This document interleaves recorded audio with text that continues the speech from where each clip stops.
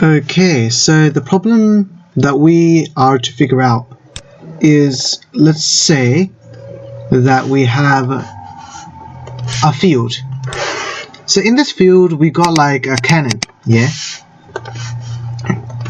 So we have like a cannon or something that shoots projectiles at some speed, some velocity in this general direction. And we have some angle, theta. And we have our initial velocity as u. And so this projectile is just going to fly. This projectile is going to fly up, around, and land somewhere. And this is just going to be like in some parabolic shape. So the question that we are tasked with is to figure out what angle of theta gives us the largest range. The range here is the distance from this origin point to, or the horizontal distance between this origin and its final resting spot. So the way to figure out this is, first we got to figure out how far it went. We have to take a few assumptions here. One assumption is that we have a uniform constant velocity in the x direction. So the whole time, maybe at this point, the horizontal velocity is going to be the same as in the start, this horizontal velocity. I'm going to call this x, yeah? So this is the same amount. Even here, the horizontal velocity is going to be the same. This is basically assuming that air resistance is negligible, yeah? And so even like just before it lands, this also has the same horizontal velocity. Another assumption is that we are close to the Earth's surface here. We're not like in some high altitude or something, yeah? This is a flat area, perfectly flat. This is all hypothetical and everything. So here we're just going to put g, our gravitational constant, as 9.8 meters per second squared, or square second. I don't know. Anyway, so how do we figure out like this? What angle is best? Let's first find a way to calculate this range based on the information that we're given first. Okay, first we got like a vector going on here, a velocity vector of our initial velocity. It goes across u. And the best way to work this in usually projectile motion, because we work in 2 dimensions, it's nice to split this into a horizontal component and a vertical component. Component, who knows. Anyway, yeah. So this is x, and I'm going to call this vertical component y, just for our simplicity and convenience. Or I can call it like u subscript x and u subscript y. It doesn't matter. Anyway. So, because it's a parabolic shape, we know that parabolas are symmetrical. So that means the time it will take to go up is the same time it will take for it to go down. So if I figure out the amount of time for it to go up and multiply that by 2, I get the total air time, right?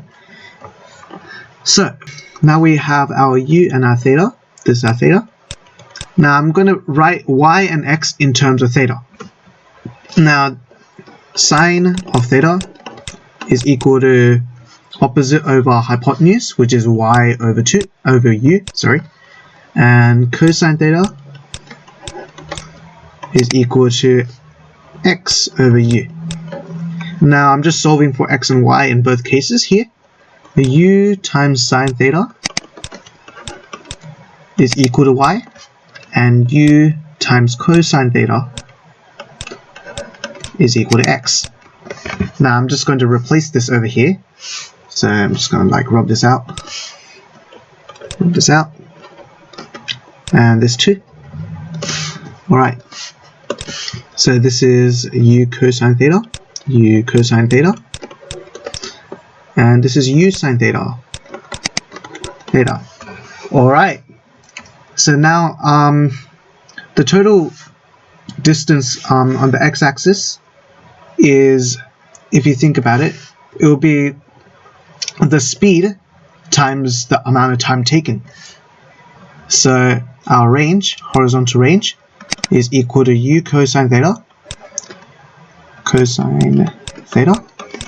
times time, whatever time it takes. Now, note that time here is an unknown variable. We want to figure out what this time is, or at least a way to solve for time so we can just work for this range, right? I mean, u cosine theta, if I plug in u and if I plug in theta, then it's easy to figure this out. To figure time out, we don't really have much of a way. So to work this out, let's try figuring out this y component. Maybe this side would help us out. So let's see. As we go up, we start off with a vertical velocity of u sine theta. And as we go up and up, like, closer and closer to this flatter point, this vertical velocity starts decreasing and getting less and less. This is because of Earth's gravitational acceleration. I should write this as negative. Negative because it's pointing downwards. We have the general notation here. The up is positive and to the right is positive for the x-axis and vice versa for negative. Yeah. So gravity always works downwards in this case. So therefore this would be a negative value. Anyway, note that each increment of time, for each second, this velocity is actually getting decreased by 9.8 meters per second. So we want to figure out how many seconds it will take for it to reach. How many times do we subtract 9.8 from our initial velocity to get to this? So say like, we start with u, we minus 9.8. This is like what's going on in my head. Minus 9.8. We keep going until we get to 0, which is our spot here. At this point, this is what you call a stationary point. And at this instant of time, like in a very, very minute amount of time, this projectile's vertical velocity will be pretty much 0. Yeah. So now we're trying to subtract 9.8 over and over again to reach 0. That's basically what's going on. But like, it just happens in a smooth fashion in real life, But anyway, so basically this kind of notation, this kind of subtraction over and over again is actually the same thing as division. Say if I have like 12, and if I keep subtracting 3 to get 0, that's basically 4 times. 4 times 3 is 12. This is basically what division does. You keep subtracting until you get to 0. So basically I figured out that if you divide our initial vertical velocity by our acceleration, we end up getting the time it takes for it to travel all the way up. So that's only like this amount of time from like point A to B, yeah? The amount of time it takes. So when you multiply that by 2, then you've reached A to C here, yeah? The amount of total time. So we end up with time taken for it to travel total is 2 times, because it's A to B is the same thing as B to C, 2 times u sine theta over g. This makes sense, yes? Should make sense. Okay. Now, we found a solution for t in terms of u sine theta, or in terms of u and theta here. And we got another thing with range with u and theta here. Let's try substituting this in. We end up with r is equal to u cosine theta times 2 times u sine theta over g. Notice I just multiplied the 2 just up into the fraction. Doesn't really make much of a difference. Let's just multiply everything through. Let's see if there's anything special.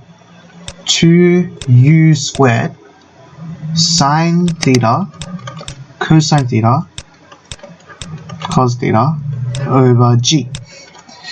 Okay, let's rearrange this a little bit here. U squared times 2 sine theta cos theta over g. Now this thing here, this looks somewhat familiar. Where have we seen this kind of thing before? Oh wait, it's a trig identity. By the looks of it, it's a double angle formula. So yes, it is one of the double angle formulas. Let's try deriving it. It's sine of 2x or cosine 2x of 2x. Now that sine 2x is basically sine of x plus x. Yeah, I'll work that later. Which is basically sine x cos x plus sine x cos x, and this is cos x plus x, which makes cos x cosine x cosine times the cosine x minus sine x sine x. This makes 2 times sine x cos x. Looks somewhat familiar, I don't know. Minus cosine squared of x minus sine squared of x. Okay, this I don't think is relevant. This is, let's substitute this 2 sine theta cosine theta as sine of 2. Okay, instead of 2x, I'm just going to do it as thetas. These x's should all be thetas. Anyway, still. So x, theta, interchangeable. You know what I'm talking about. Let's just say, like, let x equal theta. So this all makes sense now, yeah? Okay. So now we end up with u squared times sine of 2x. Sine of 2x over g. Okay, now we're holding in our scenario here, we're holding u constant. U doesn't change. We're not changing. It's not a variable here. Theta is our variable, and g is simply a constant. Now I'm going to write this as u squared over g. Now this u squared, we're holding it as a constant. We're not changing this. This is a controlled variable, and g is again just a constant. We're not changing that. We can't really. And then we have sine of 2x. This is our function for range, remember? Range from the top, yep. So I was just rearranging and working with this, yeah? Okay, now I have u squared over g sine 2x. So, not x. Ooh, I forgot. These are thetas. Theta. Same thing. We already write let x equals theta. Yeah? Sorry. Okay. So now we want to figure out what's the maximum range. That's what the question was asking, right? So now this maximum range to figure out, a way you can do this is simply just through GeoGebra. Let me just open that up. Give me a second. Okay, so I got GeoGebra opened up. Okay. Let's input, let's say y is equal to sine of 2x. Where'd it go? Y is equal to sine 2x. Ah, there it is. Basically, it's simply your sine wave, your same sine wave, but it has double the frequency. The number of times it goes up and down per is just twice as much. Yeah. Okay, so now we want to figure out between 0. So remember, our range for theta is only horizontal and vertical, which is just between 0 and pi over 2 radians, or 90 degrees. Yeah. So between 0, I'm just going to write x equals 0, 0. That's our vertical bound, one bound here, and x equals pi over 2. Pi over 2. Yeah. So between this range, what is the maximum value, right? I mean, like, you can eyeball it here, and let's say, yeah. Oh, what we can do, it looks like it's touching 1, right? So I mean, this is all eyeball stuff, yeah? This is not exactly like mathematically accurate, no rigorous proof or anything. But let's say it looks like the peak touches 1. It might be 1.001, but like it looks like 1. So let's say y is equal to 1. Okay, let's see the intersection between these two. This point A, 0.791. Now, 0.79, this is all in radians, yeah? So let's say 0.79 divided by pi. That shows how many pi radians, right? 0.79 over pi. It's roughly 1/4 pi. 1/4 pi. It's half of pi radians, which is basically 45 degrees. But let's prove it in a more rigorous. This is just eyeball stuff, yeah. So let's prove it in a more rigorous mathematical way, yeah. So now we already have r as a function of theta, yeah. Basically, yeah. R. Well, if I want to write in function notation, I would write r of theta is equal to u squared over g times sine of 2 theta. Right? So now we want to figure out the peak, right? Between 0 and pi over 2 degrees.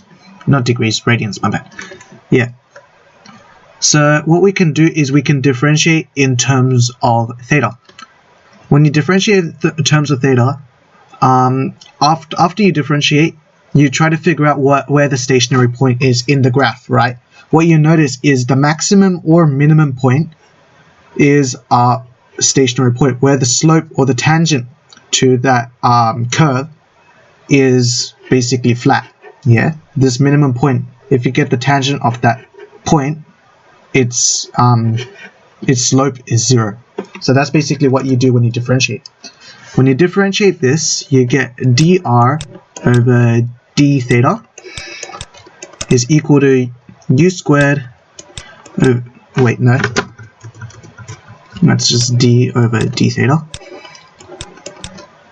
times, well, times of, this is an operator, this is not like, it's not really a number in a sense, somewhat, it's dodgy, not dodgy, it's just, anyway, u squared over g times sine of 2 theta. Now notice that u squared over g, this all is a constant, yeah? A constant over a constant is still a constant. When you differentiate and you have a constant, you can bring the constant out in front. Just rearranging, we have u squared over g times the derivative in respect to theta of sine of 2 theta.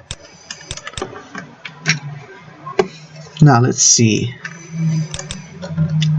This stuff I'm just going to leave it ahead.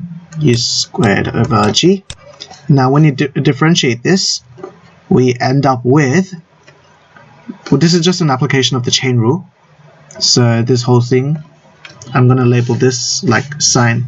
Okay, let sine of 2 theta is equal to, let's call it like, I don't know, z, yeah? So dz over d theta is equal to dz over d of 2 theta. So the outside in respect to the inside multiplied by the inside in respect to x. That's basically what we're doing in the chain rule here. D of 2 theta times d of 2 theta in respect to d of theta. Now what happens is 2 thetas cancel out, and so you just ended up with the same thing. It's kind of like a fraction. Yeah. So what you end up with is times cosine of 2 theta multiplied by 2. Now what we end up here This is our differentiation when we differentiated it, right? Now, when we let this equal to 0, when you let it equal to 0, you're basically you're singling out this one point, or the other points, but like you're only restricting between these two, yeah. So when you're singling that out, you let 0 is equal to that or that. So then what happens? 0 is equal to u squared over g times cosine 2 theta times 2. Now if you multiply by g to 0, it doesn't really change anything. So you can actually just get rid of all the constants because it doesn't really do anything, yeah. Multiply both sides by g, still becomes 0. Divide by u squared, still becomes 0. Divide by 2, it still becomes 0. That's why 0 is like the special number here. 0 is equal to cos of 2 theta. Now, let's see what happens if we now take the arc cos, or the inverse cosine of both sides. So now we have cosine arc cos of 0 is equal to 2 theta. Arc cos of 0, this makes pi over 2, is equal to 2 theta. Theta, we finally get pi over 4. So yeah, through some rigorous math here, we show that the maximum range that we can get, the angle that gives us the maximum range is pi over 4, which is the same thing as 45 degrees. And we're done. All proved, done and dusted, all alone. Thank you.